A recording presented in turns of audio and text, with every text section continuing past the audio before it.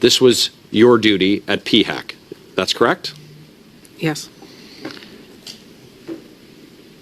If PHAC is part of the health portfolio and the Minister of Health was Minister Haidu,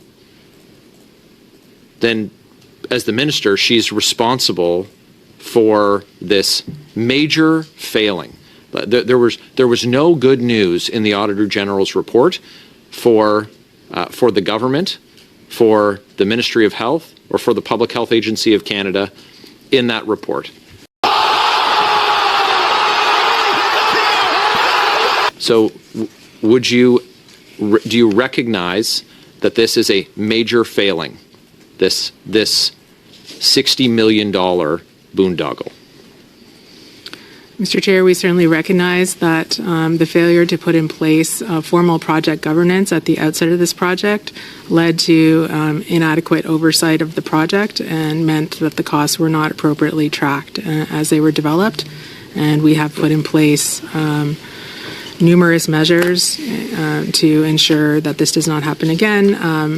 It was a large public health emergency. I would say that not only was there a failure, it's not acceptable that they weren't tracked. The total cost, is not acceptable. Initial estimates at $80,000 and ballooning to $60 million. What the hell is even that? With single source contracts and, two guys in a basement being paid, $20 million. These are failures. So the minister failed.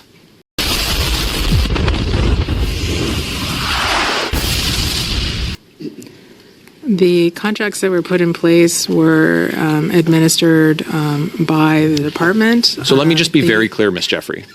If this is a failure, who is accountable for departmental failures? Is the minister responsible for what goes on in the department? As the deputy head of the organization, who does the deputy head report to? The deputy head reports to the clerk of the Privy Council and to the minister, depending on the subject, and the authority that's being delegated to the minister, and the authority and responsibilities are delegated from the minister. This is the minister's failure, and that's what's been evidenced in the reporting by the Auditor General. I gotta tell you, it was perfect. Perfect. Everything. Down